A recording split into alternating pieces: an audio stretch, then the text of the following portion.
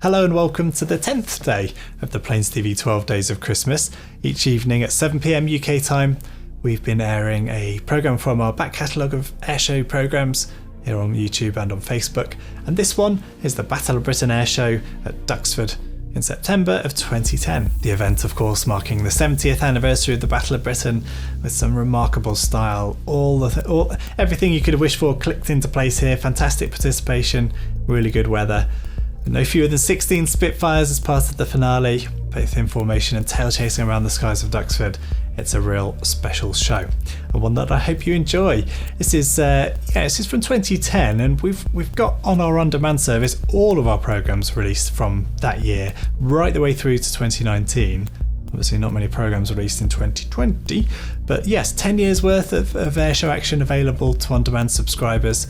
And if you head to planesTV.com/12 days, you'll see an offer there to get your first 6 months at half price on that service. So if you enjoy what you see here, if you've enjoyed what you've seen as part of these 12 Days of Christmas live premieres each day from Christmas, and as I say, a few more to go, then do think about signing up to that service. It gives on-demand access to a very large back catalogue of aviation action. Speaking of aviation action, let's get on with the Duxford Battle of Britain Airshow September from 2010.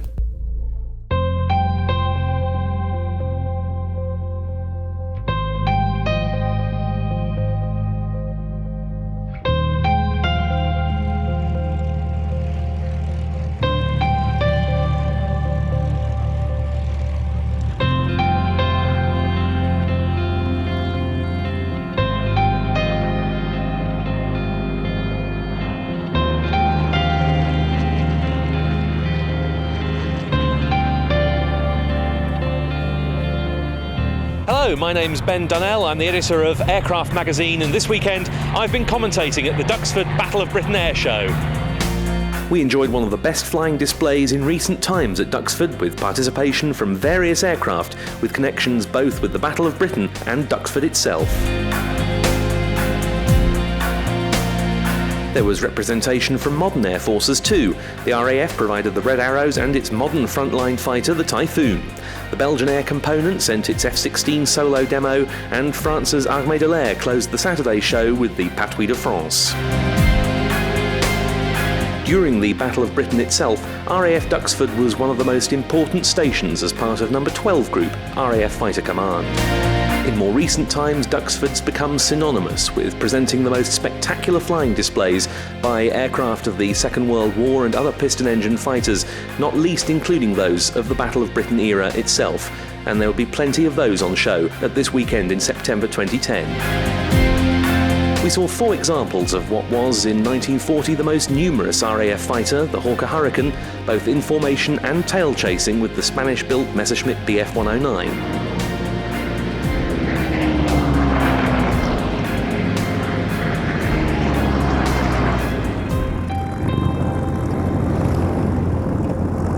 But this is what this weekend was really all about. 16 Supermarine Spitfires taking part in a really spectacular display routine. We'll speak to the pilots involved about the challenge and the emotion of this display. Our cameras on board the lead Spitfire MH434 and the slot aircraft TA805 Spirit of Kent provide some unique views of the formation and the stunning tail chase that followed.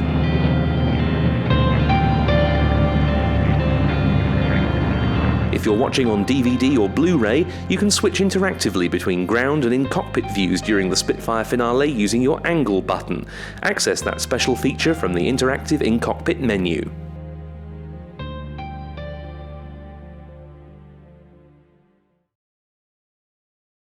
Right, good morning everybody. Big welcome to Duxford, and very special for the 70th anniversary of the Battle of Britain.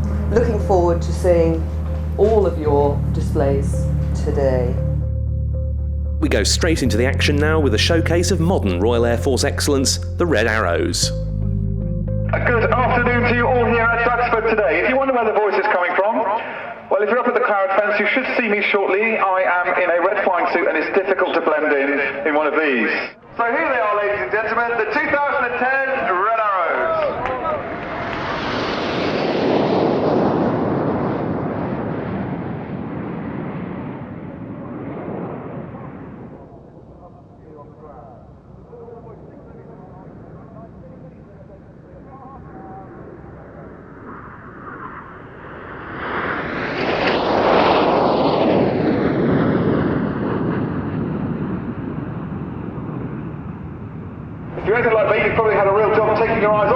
beautiful Spitfires and Hurricanes out here at the front.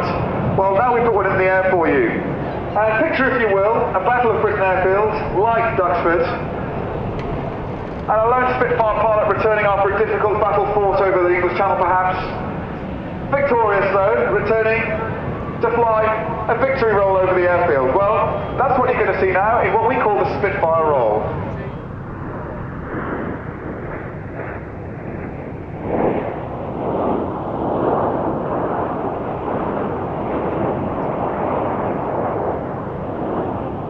And with the flying underway, B-17 Flying Fortress Sally B starts up in preparation for its display.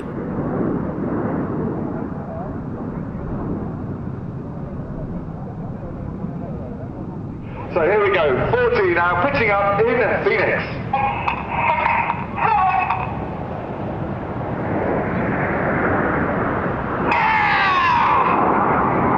That was the very enthusiastic Red 8 calling go. For 8 and 9 to move the chevron formation as they top out there, somewhere around about 6,000 feet a mile above us. So we start the second half of the show, ladies and gentlemen, with the detonator. Okay, stand by with those cameras. Here comes the cross.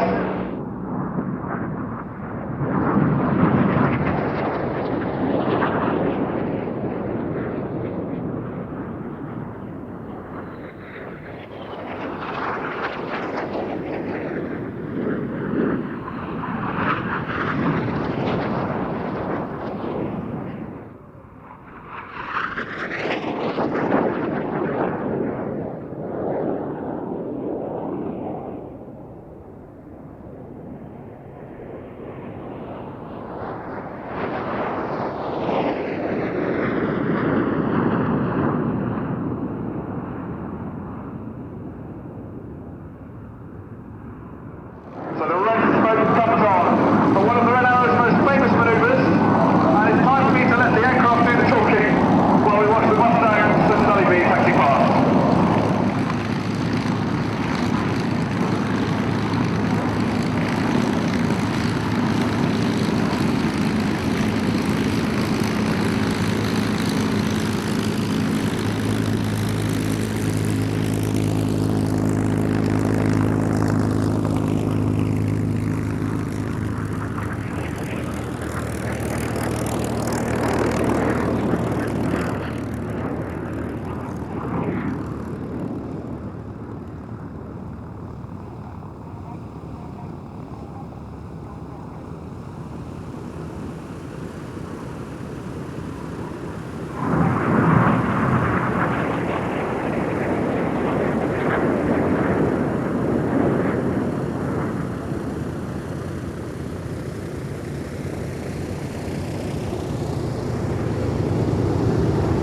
Okay, out to the front. Here comes Jippo once more as we get ready for the amazing Jippo break. It's a good one for the cameras.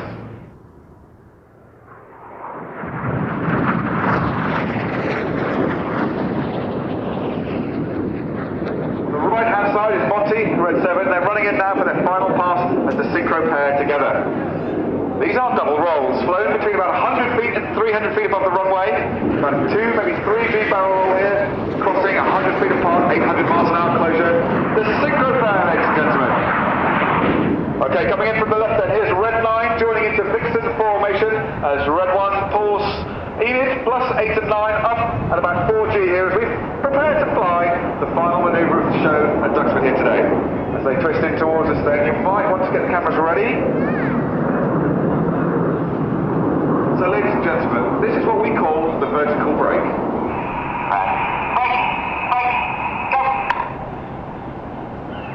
Ladies and gentlemen, the very British, the very patriotic Red Arrows.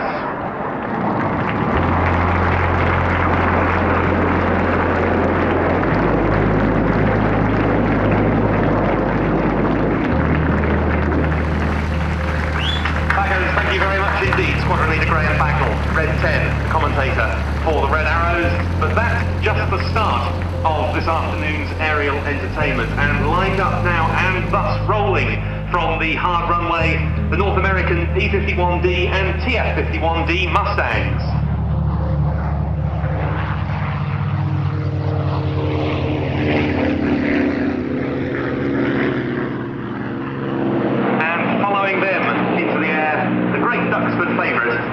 resident here now for 35 years, the Boeing B-17G Flying Fortress named Sally B.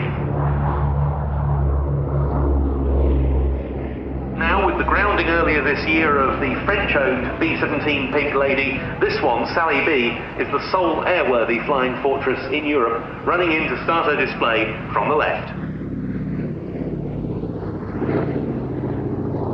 B-17, an aircraft type that this year celebrates the 75th anniversary of its maiden flight. The prototype Boeing Model 299, which became the B-17, took to the air on the 28th of July, 1935.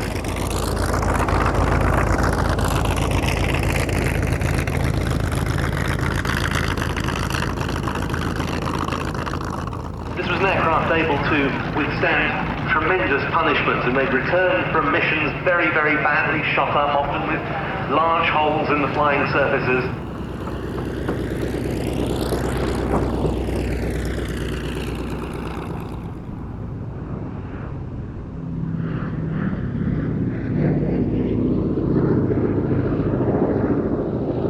Bomb doors open on that run. A typical bomb load on the B-17 would range between 4,500 and 8,000 pounds, depending on the mission, which was still less than that of the B-24 Liberator, but considerable nonetheless.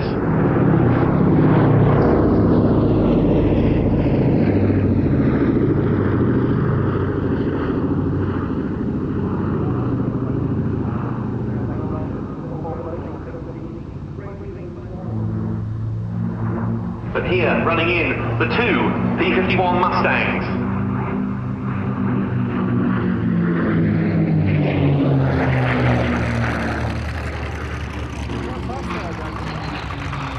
This year marks the 35th anniversary of this aircraft's arrival in the UK, when it was first purchased back in 1975, and it's been operated as that flying memorial to the US Army Air Corps and Army Air Force ever since.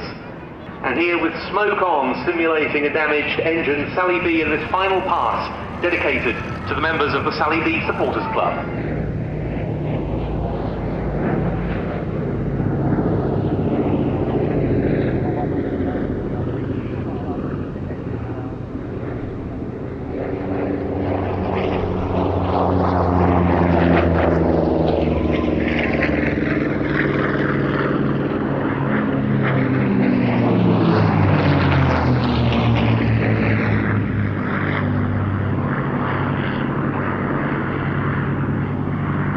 The first prototype was built in just 100 days, and this year we celebrate the 70th anniversary of the maiden flight of the first B-51, which was undertaken in September 1940.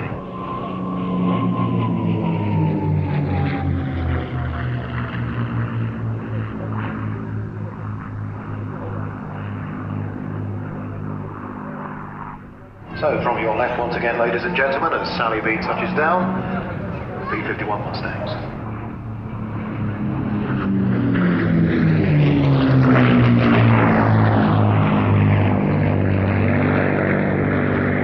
The engine that really made the Mustang was the good old Rolls-Royce Merlin, albeit built by the American Packard Company. It was that which bestowed on the type its really outstanding performance at all altitudes.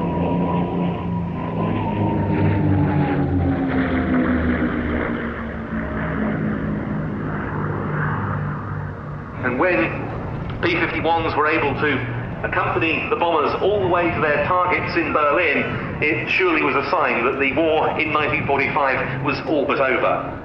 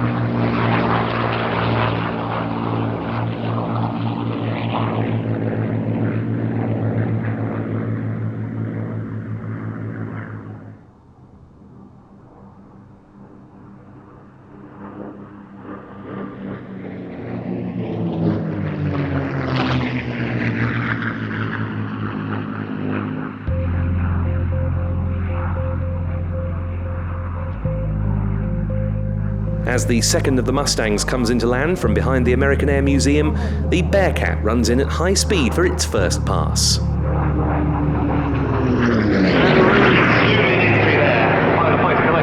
F-8F-2P Bearcat has been lit as one of the ultimate in piston engine fighters.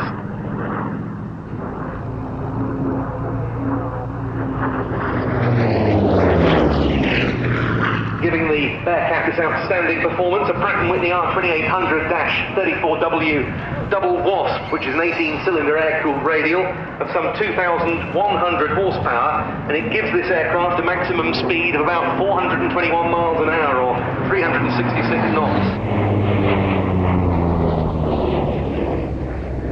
It was in 1943 when Japanese fighters still posed a threat to US Navy aircraft in the Pacific Theatre that design work on a successor to the very successful F-6F Hellcat began. The idea was to markedly improve the performance and give the aircraft lighter weight. But in fact, its time was just too late, because the first Bearcats didn't enter service until May 1945, and they weren't able to see service in the Pacific Theatre.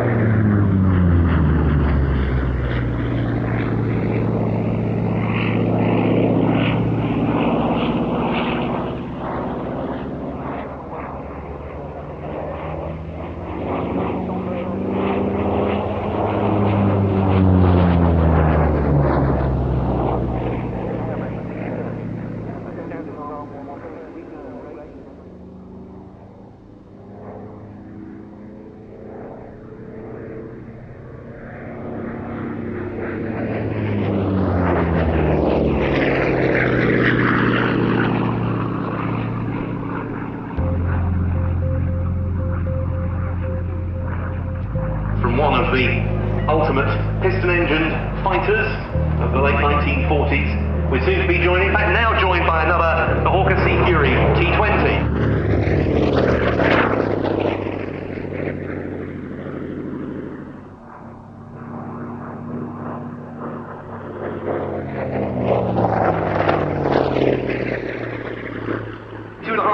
Horsepower this time as against the 2100 of the Bearcat, and this gives the Sea Fury a slightly faster top speed as well of some 460 miles an hour, which equates to some 400 knots.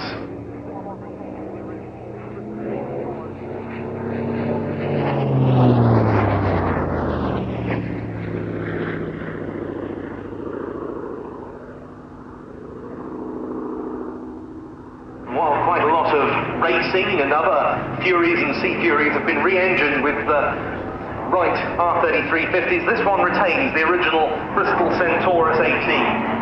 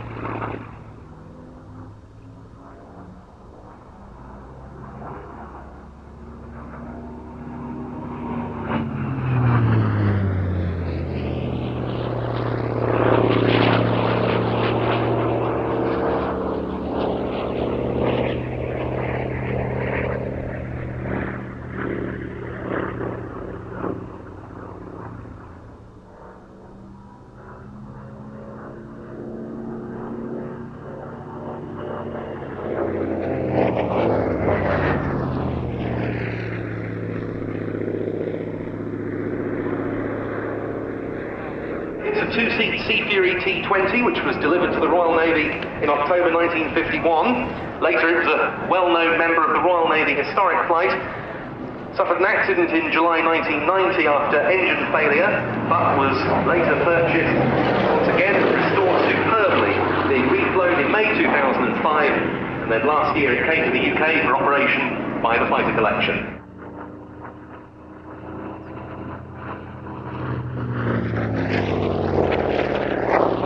Great to have it back. Wheels coming down shortly on the Sea Fury, which was flown for us today by the chief pilot of the Fighter Collection, Pete Kinsey.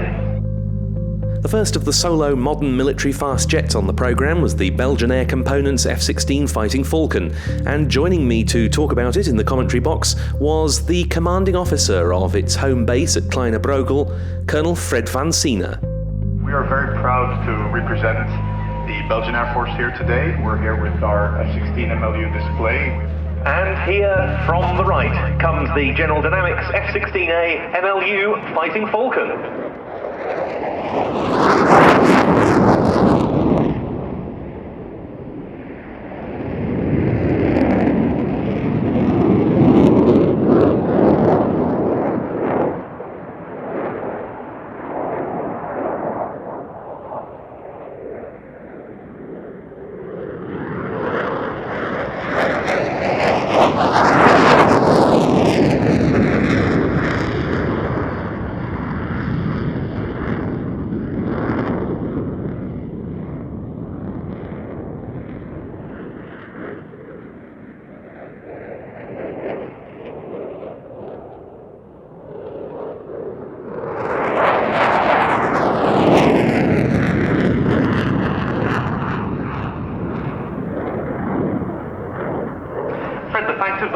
In Afghanistan indicates, doesn't it, how the F-16 has gone from being a pure fighter to a true multi-role aircraft.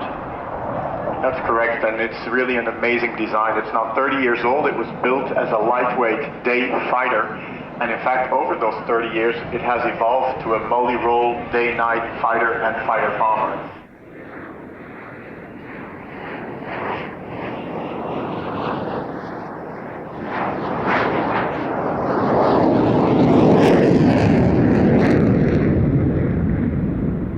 Commandant Mitch Berland's display in the Belgian F-16, present at Duxford in part to commemorate the 28 Belgians who were recorded as having taken part in the Battle of Britain alongside RAF Fighter Command.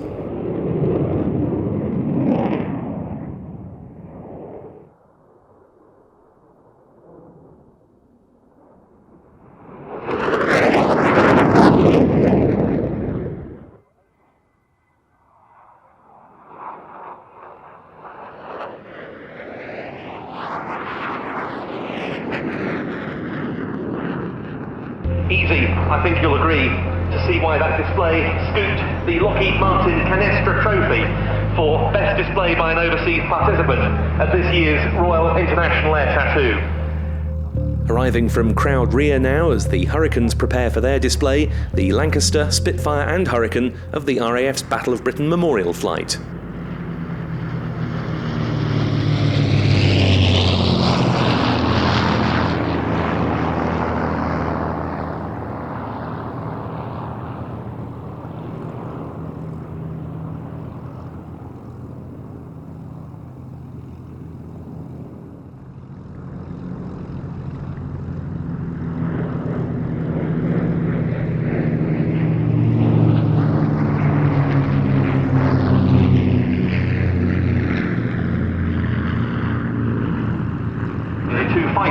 In the BBMF formation, commemorate the two East European nations who provided pilots to fight alongside the RAF in the Battle of Britain.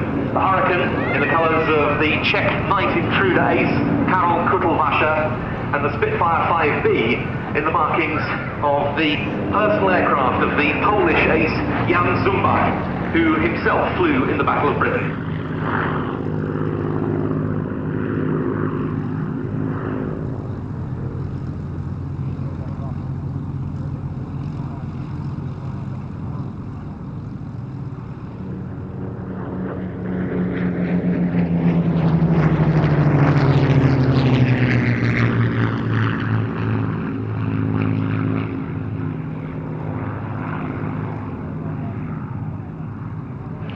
aircraft, of course, the principal British fighters that arrived just in time for the Battle of Britain.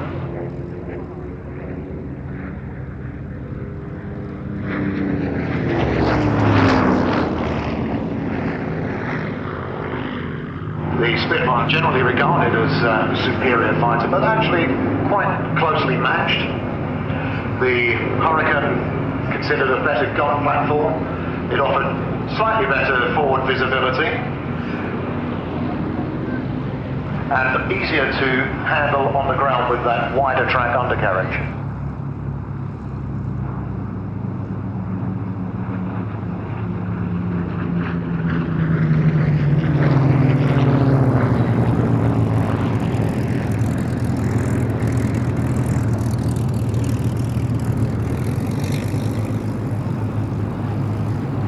And from your left, once again, the Lancaster.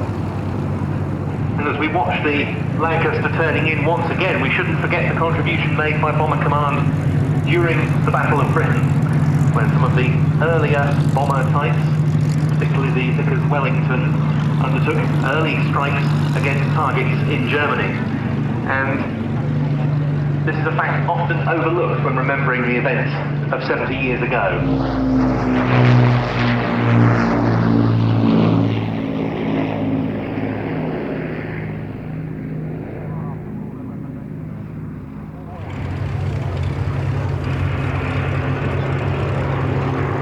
Well, it looks like the Battle of Britain Memorial Flight have formed up once again for another pass, so cameras at the ready for that very special shot of the Battle of Britain Memorial Flight.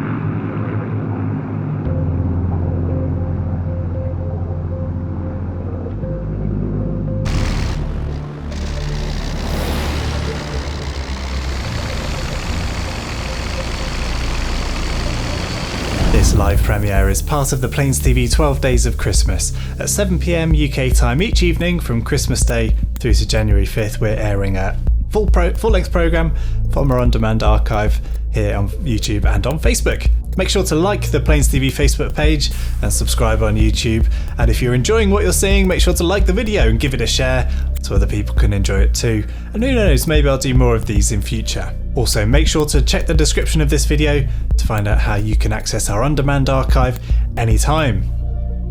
Right now though, let's get back on with the show. I hope you enjoy. This show about much more than just the warbirds of 1940, hence the inclusion of types such as the hornet moth and the leopard moth. But the Battle of Britain fighters, very much the centrepiece of the show. And first up were the 4 Hurricanes, provided by Peter Vasher, the Historic Aircraft Collection, the Shuttleworth Collection, and Peter Teichmann, along with the historic flying-operated Hispano Buchon.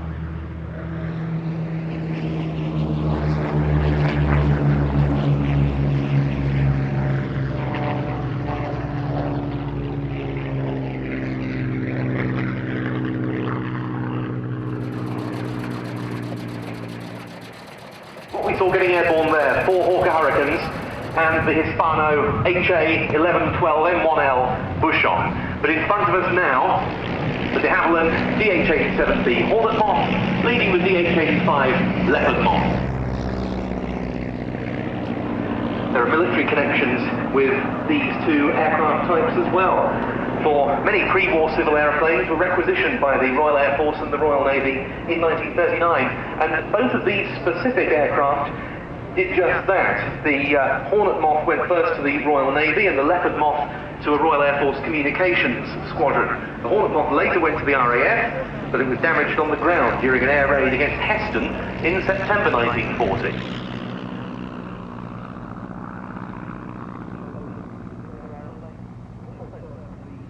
Both of these aeroplanes today based at Duxford. The Hornet Moth in the lead, owned and flown here by Mark Miller.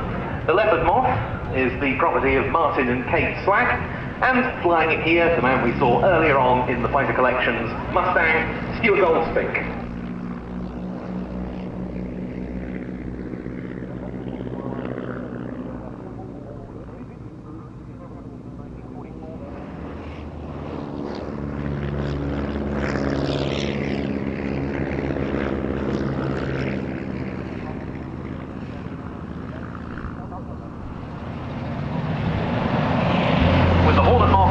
And the Leopard Moth downwind to land. We are getting ready for the first part, if you like, the centerpieces of the show. Battle of Britain fighters. And here it is then, from the right, ladies and gentlemen, representing the Messerschmitt Bf-109, the Hispano HA-1112M1L Bouchon.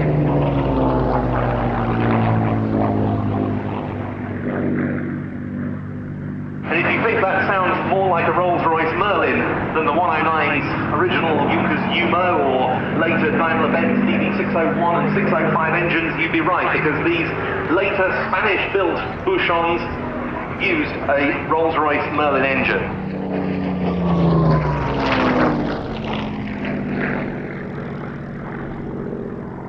And as the Bouchon climbs the way to running once more, from your left, ladies and gentlemen, a four-ship formation of Hawker Hurricanes.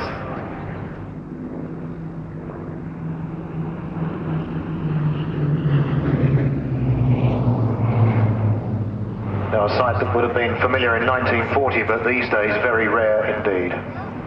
Yes, there we see 4 of the UK's 6 airworthy Hawker Hurricanes, a 5th one on the ground, of course. And let's just enjoy this unique spectacle.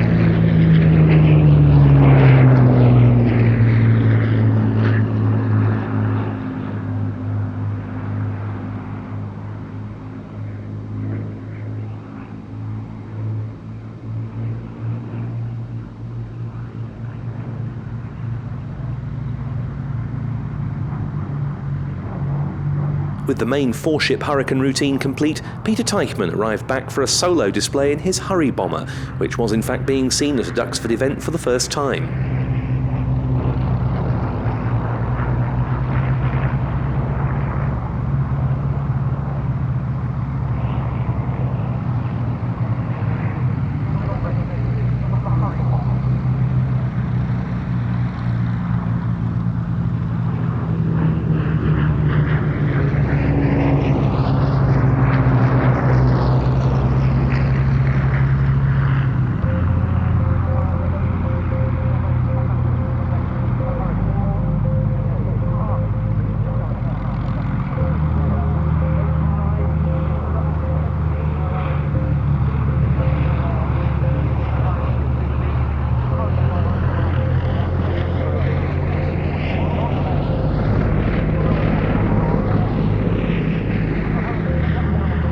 Albeit representative of the age just before the monoplane fighter, the Shuttleworth Collection's Gloucester Gladiator was itself depicting the fact that this type was in service with Fighter Command during the Battle of Britain.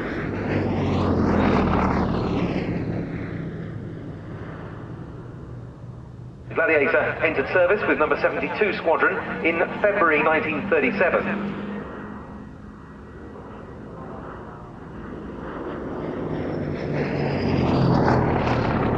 The design team at Gloucester was led by Henry Folland, and they developed it initially as a private venture evolution of the earlier Gloucester Gauntlet, but it was adopted by the RAF as something of an interim measure due to delays to the monoplane fighter programs at the time.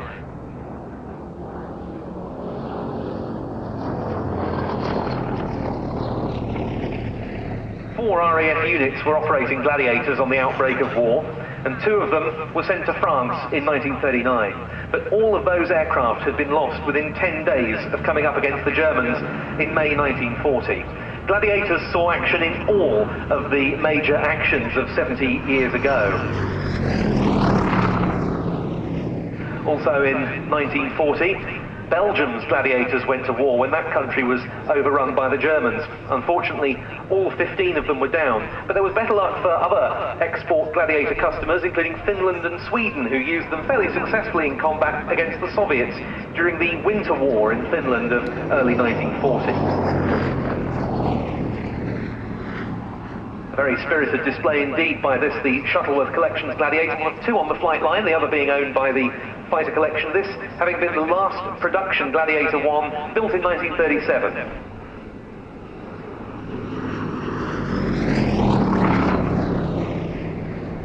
The Gladiator was flown for you today by Paul Stone, one of the highly experienced team of pilots from the Shuttleworth Collection at Old Warden. Now, ladies and gentlemen, the biggest change of pace of the entire display, from a fighter that was frankly outmoded in 1940 to one that's now the state-of-the-art in the Royal Air Force of today, the Eurofighter Typhoon from number 29 Reserve Squadron at Coningsby.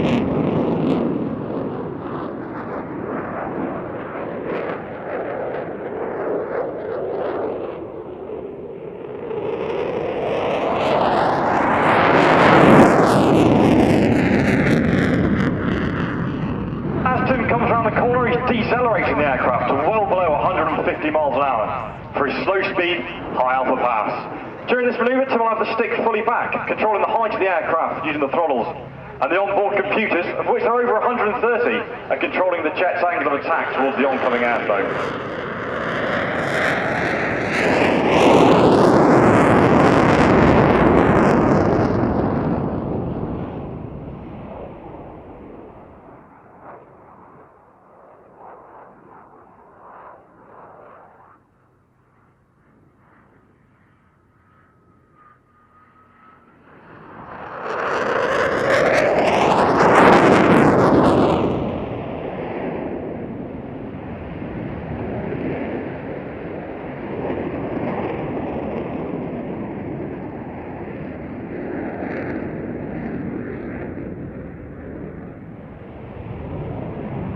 As Tim comes around the corner, he's got the stick fully back, pulling over 9G, and the Typhoon's excellent anti-G kit is helping him stay conscious.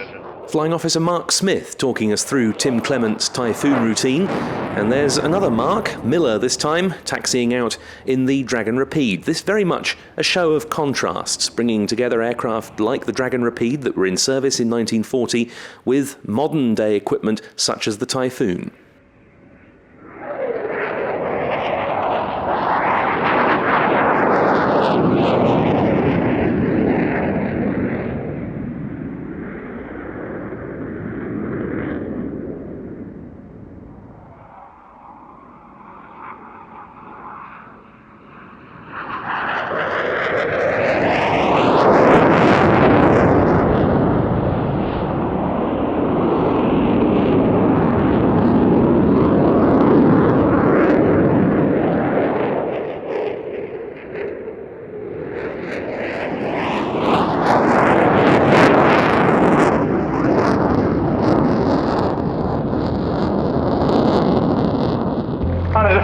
quietness, Tim departs back to PlanesTV. On behalf of Flight Attendant Tim Clement and the entire 2010 Royal Air Force Typhoon display team, I hope you enjoyed the display and have an excellent afternoon.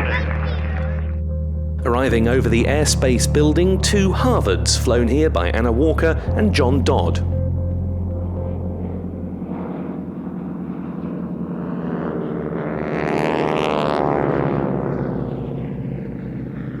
Now, as the aircraft make their pass, the distinctive rasp from that aeroplane, it's actually from the propeller.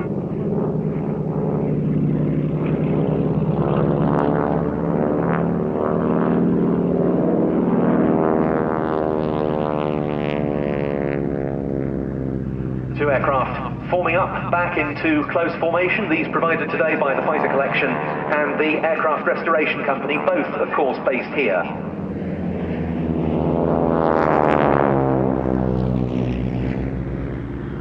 There are a number of Harvards operating in the UK that you can go flying in. One of them is actually operating here at Duxford today. If you'd like to take a trip in a Harvard, go and see Classic Wings.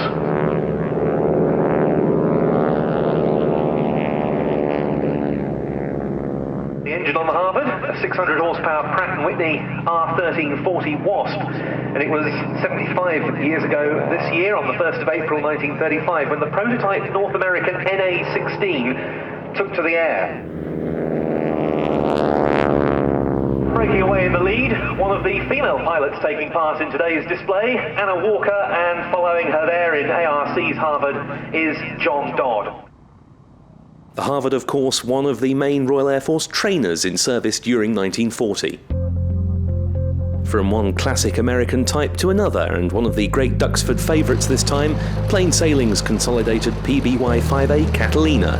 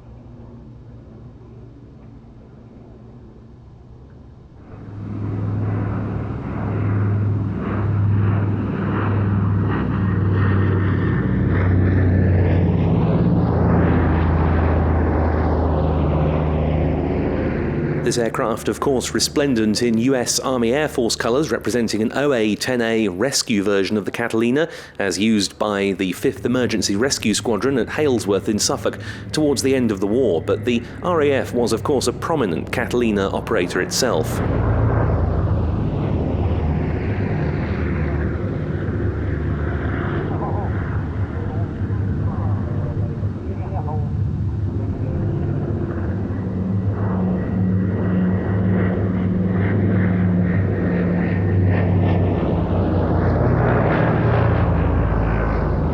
And although Catalinas weren't in service with Coastal Command in 1940, this aircraft's inclusion in this Battle of Britain display recalled at least the contribution made by that command to the Battle of Britain effort.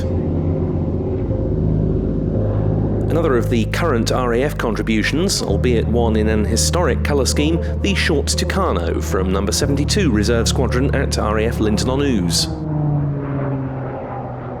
In recognition of the Battle of Britain anniversary, the 2010 Tucano display aircraft and the spare were both painted in the colour schemes of Spitfires that flew in the battle.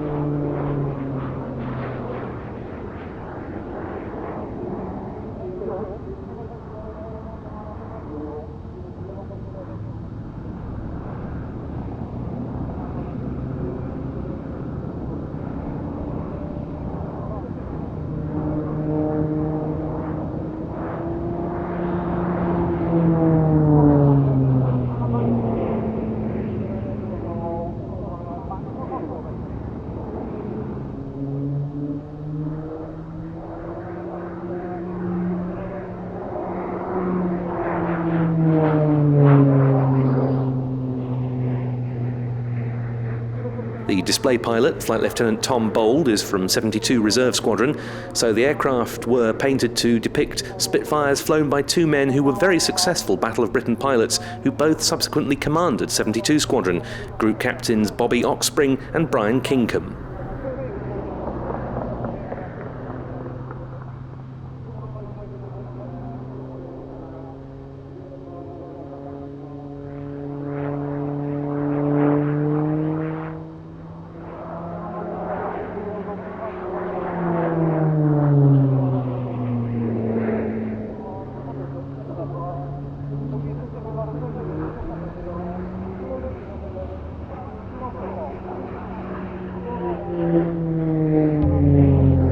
Remembering the Domini trainers that were in service during 1940, this is Mark Miller in his DH-89A Dragon Rapide.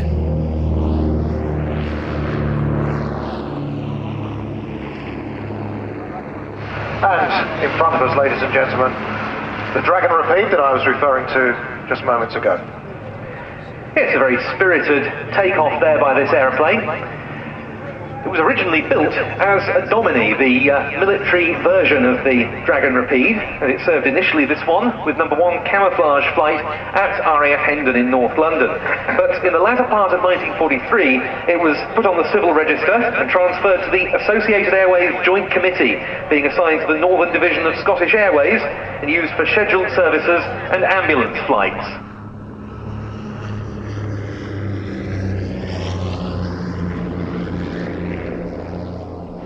And a lovely topside bank there by Mark Miller, PhD, whose day job is here at Duxford with de Havilland support, which involves looking after the de Havilland technical archive, including a lot of the original design data for the company's classic product.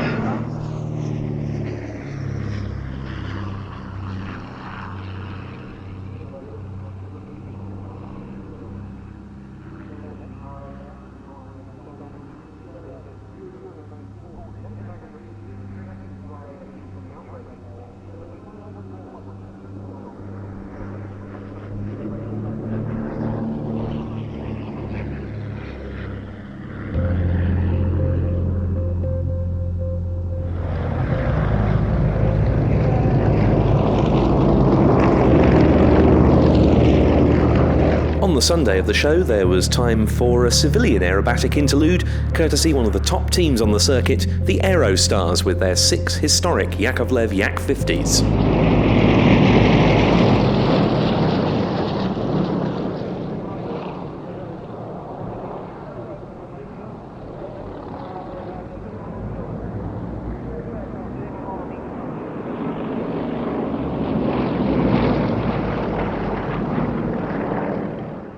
This aircraft, of course, in its day, one of the leading competition aerobatic machines, but it's a superb formation flying mount as well, as the Aerostars always prove with their high-octane routine of close formation, opposition and solo aerobatic flying.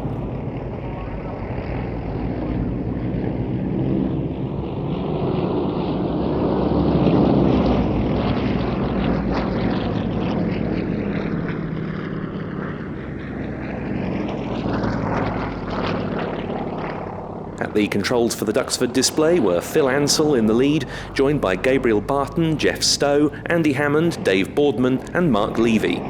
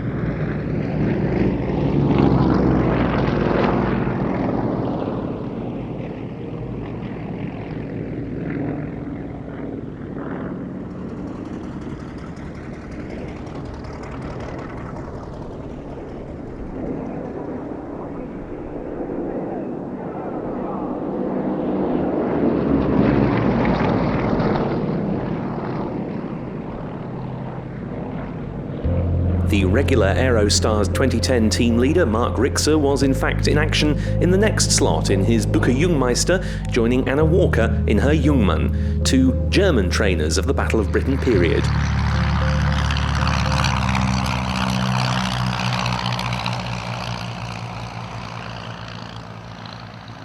And there up above, trailing smoke, Anna Walker in the Skytrix-operated Casa Jungmann.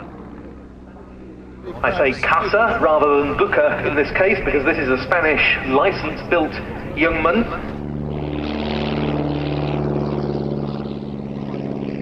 Powered by a 150 horsepower Enma Tigra engine.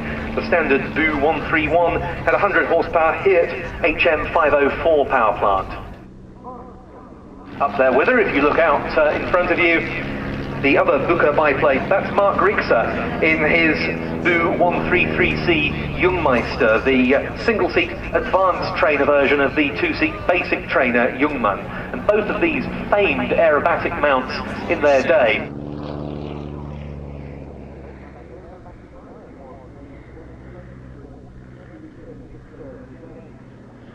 The connection with the Battle of Britain is simple because the Jungmann and Jungmeister were standard Luftwaffe trainers of the period.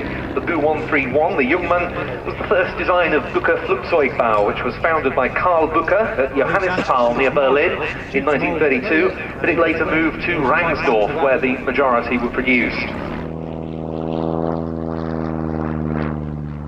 In 1936 at the Berlin Olympics, they were staged an aerobatic competition, and Booker aircraft did indeed take part, though the World Championships that were staged as part of the Olympics were in fact won by another German aircraft designer, another German trainer of the period, a Focke-Wulf FW-44 Stieglitz, in the hands of Otto von Hardenburg. The best Booker was in fact a Swiss-flown Jungmeister, flown by a Herr Horning, in 7th place.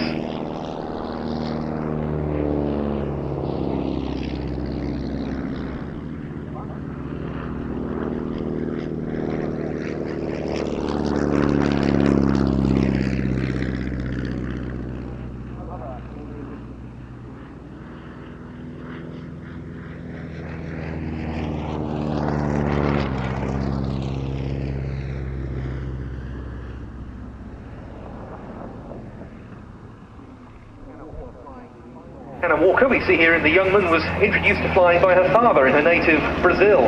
At the age of just 13, she started gliding, moved on to powered flying as a tug pilot. She then joined the Tiger Club at Red Hill, where she undertook her formation and aerobatic training, and she began taking part in aerobatic competitions in the Booker in 1992.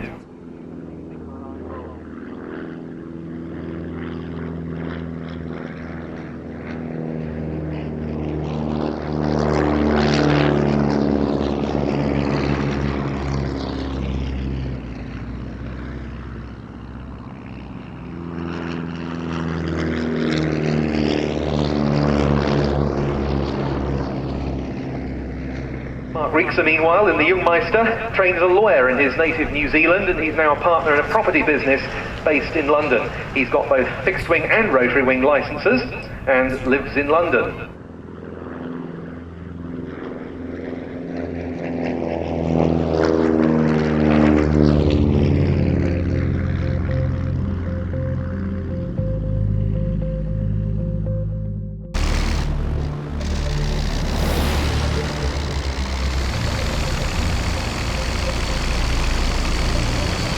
This programme is one of nearly 300 full-length airshow programmes, live broadcasts and special features available on the PlanesTV On Demand service.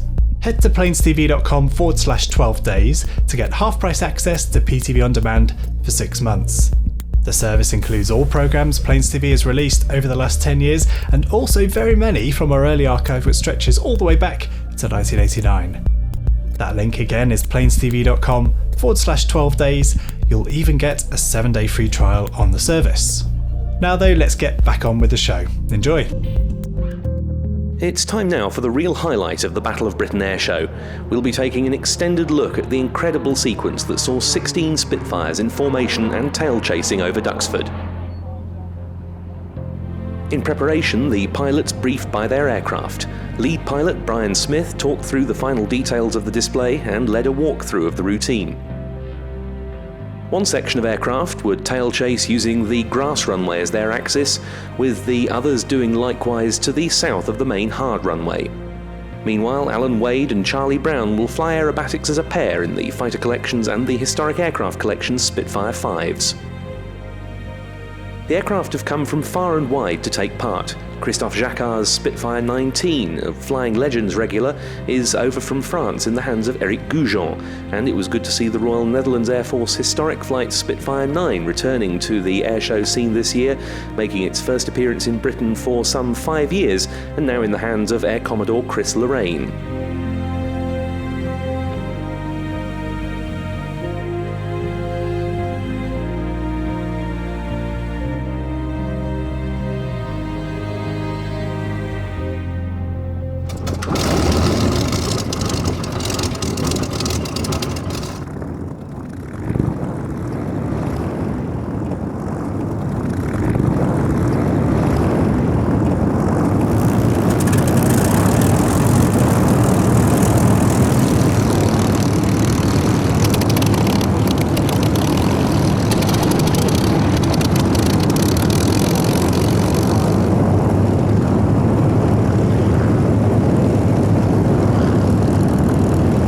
We've got a camera on board MH434, the old flying machine company's famous Spitfire 9, which Brian Smith will fly as lead aircraft in the formation. Looking out over the port wing, with a bit of luck, we'll see the other aircraft forming up on that side of the Balbo.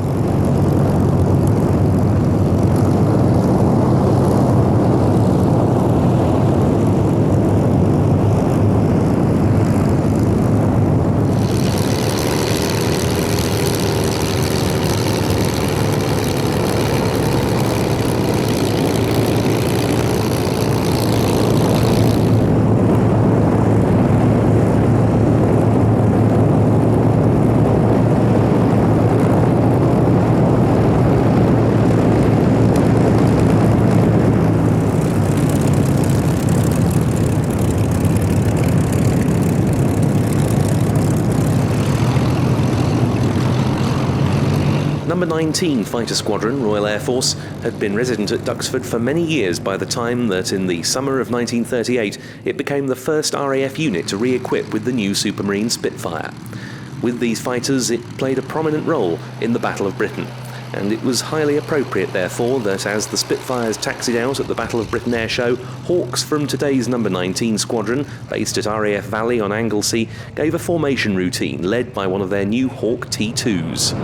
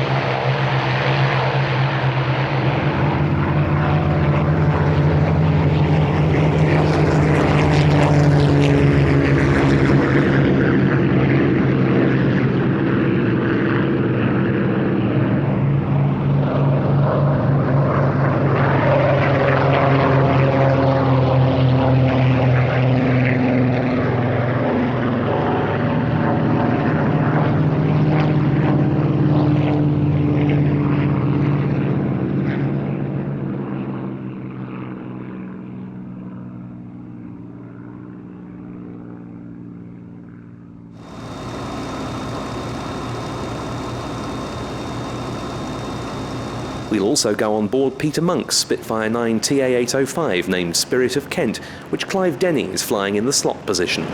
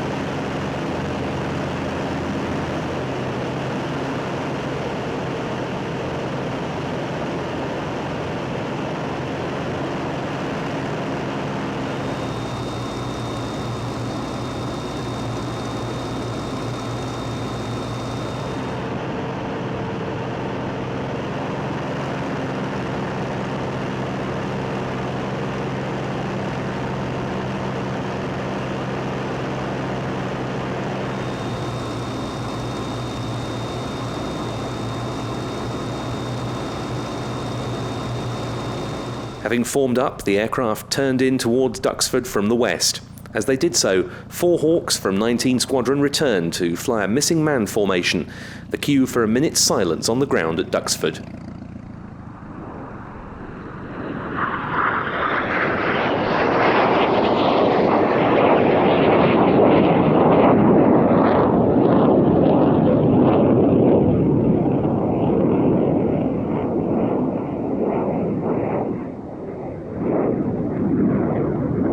Ladies and gentlemen, look out once again to your right. A formation of no fewer than 16 Supermarine Spitfires. That's a wonderful sight, that, isn't it?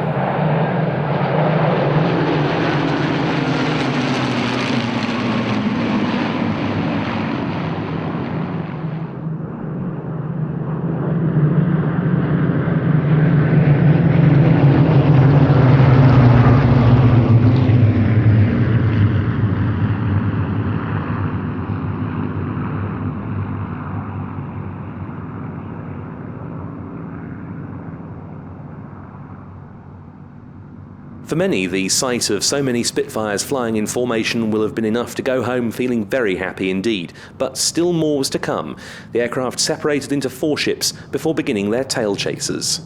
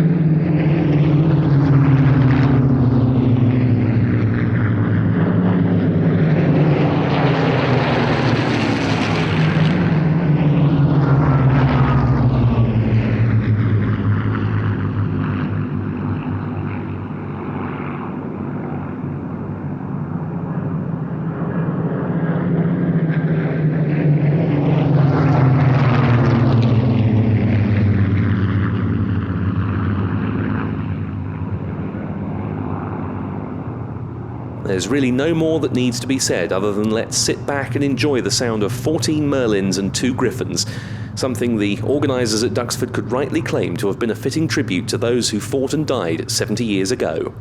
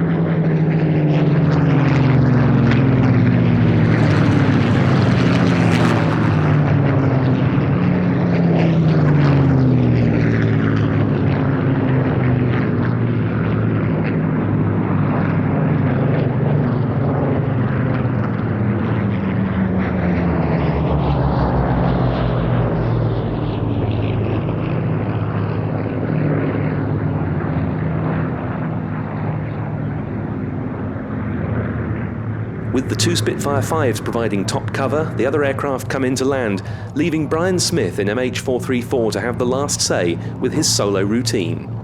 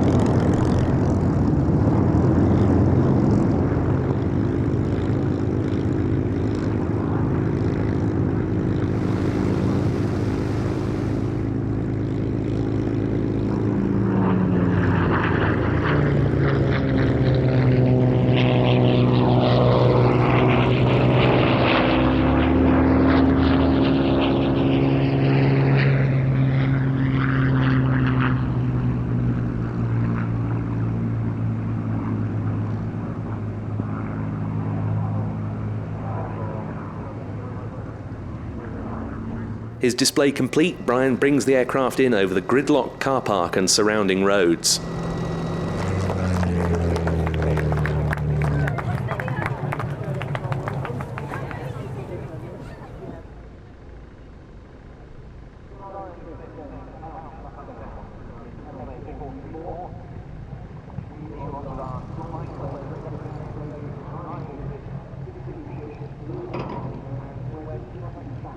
With all the aircraft safely back on the ground, it's clear to see that the pilots who took part greatly enjoyed the experience.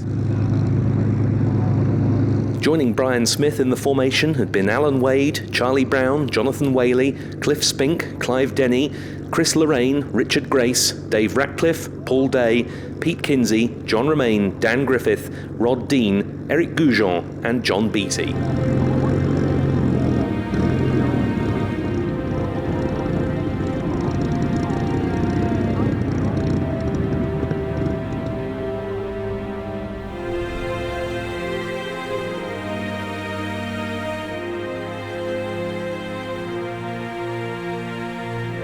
Yeah, we took 16 out, we brought 16 back, so as far as I'm concerned, mission completed. The boys flew exceptionally well, no practice to set that up, everybody obviously up to speed on formation, but there's always a big question mark over this. And it's well done to them, and I hope the crowd feel that it was a suitable tribute to the guys who were here 70 years ago. That was great. I mean, it was, like all these things, a big formation.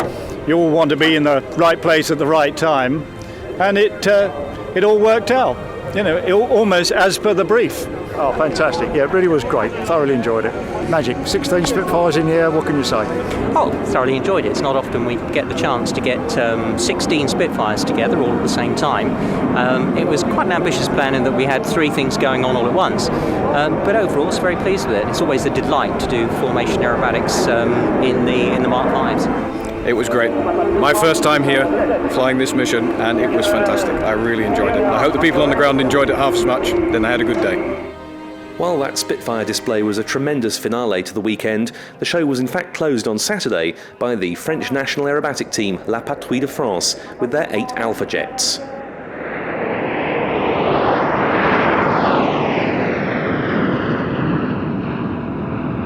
In 2010, the Patrouille has become the first national jet aerobatic team to have a female leader, Commandant Virginie Guillot, and the displays under her leadership have certainly won a great deal of acclaim from airshow crowds this season. Like the Belgian F-16 we saw earlier, the Patrouille de France were invited to Duxford in tribute to the French participation in the Battle of Britain. 13 Frenchmen took part prior to the establishment of the Free French squadrons within the RAF in 1941.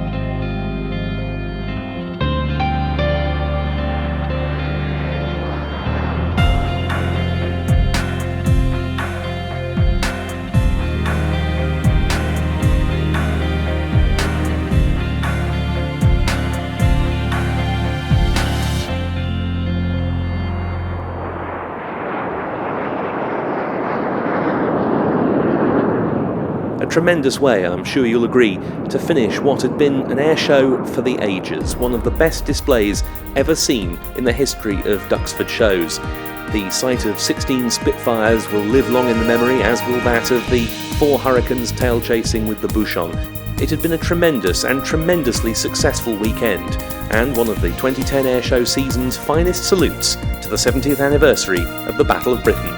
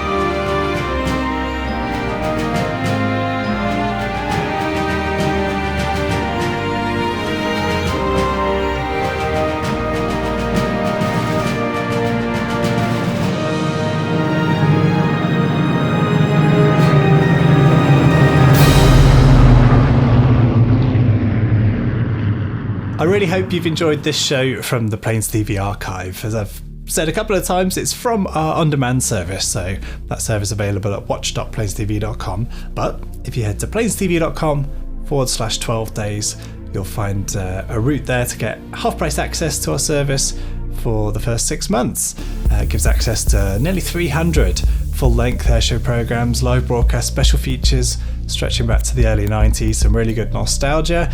It has all of our programmes released over the last 10 years, hundreds of hours of aviation entertainment to while away the winter evenings. So that link again, planestv.com/12 days. I dare say I've popped it up on screen if I've done half my job right. And yeah, hopefully it's an enjoyable service that you can enjoy over the next 6 months. I hope you've enjoyed this show. Do like the Facebook page, subscribe over on YouTube, and if you've enjoyed the show, do give it a thumbs up, a share to people that might have enjoyed it, although it won't be available for much longer. This is just a live premiere of this full-length show that won't be available long term, so forgive us for that. But of course you can get on-demand access to all of our programmes released over the last 10 years, and very many released over the last 30 years over on watch.planestv.com. But use the link planestv.com/12 days to get your first 6 months on the service at half price. Thanks again. See you at an airshow soon. Cheerio.